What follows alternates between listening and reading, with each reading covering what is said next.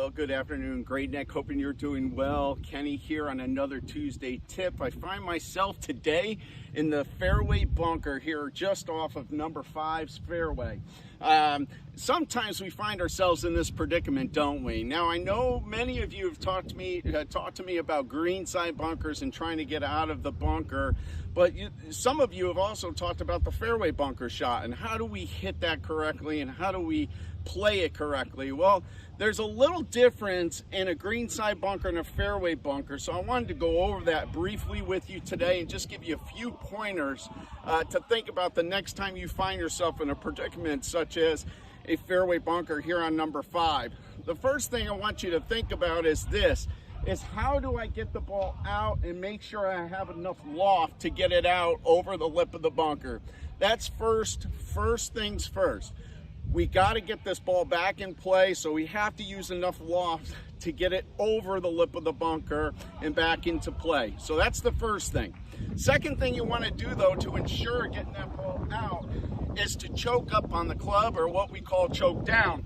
So you want to go down about 1.5 to 2 inches on the shaft closer to the club head, and that's going to ensure getting this ball first. Now, the difference between a fairway bunker and a greenside bunker is we want to hit the ball first in a fairway bunker, where in a greenside bunker we've been learning we want to hit about 2 inches behind the ball and actually have the sand carry it out.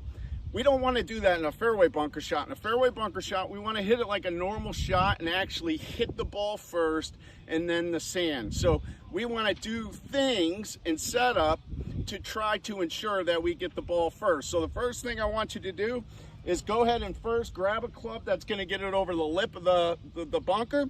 Secondly, grip down about 1.5 to 2 inches on your club. This is going to ensure to get the ball first and then the bunker and then the sand.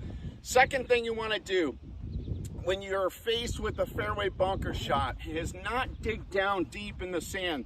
Again, just like greenside bunkers where we're trying to dig our feet deep into the sand to get our mass below the ball, we're not doing that in a fairway bunker shot.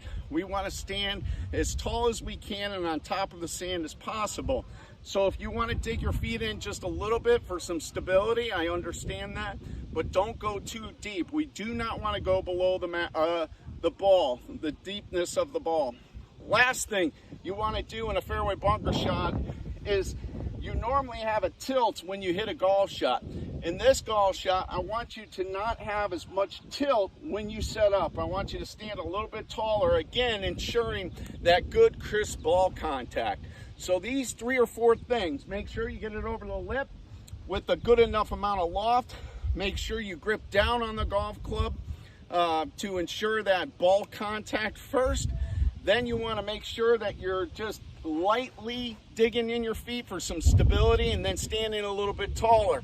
You can also take one more club during this shot as well, which will help you not swing as hard or as big in order to get the distance.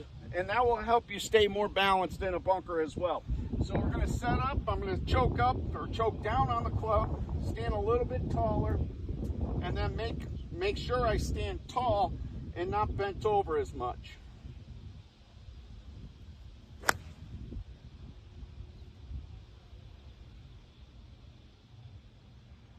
Wow, I got on the green. Another good shot here at Great Neck. Listen, if you ever find yourself in a fairway bunker, a few things. Make sure you take enough loft to get over the lip. First things first, right? Secondly, we want to make sure we choke down on the club to ensure that good, crisp ball contact. You can tell I just hit that one a little bit thin. That's okay out of a bunker. Thin to win, right?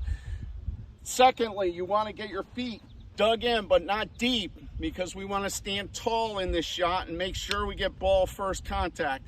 And then finally, standing just a little bit taller, and that will help also ensure good contact with the ball. Listen, the last thing, and I know you guys are doing a great job with it, always bring in the rake with you to ensure a little bit quicker pace, and then make sure you just rake up the bunker before you leave so you can leave it as good as you found it for the next person playing behind you. Until next week, I wish you a great week of golfing. Keep swinging, folks.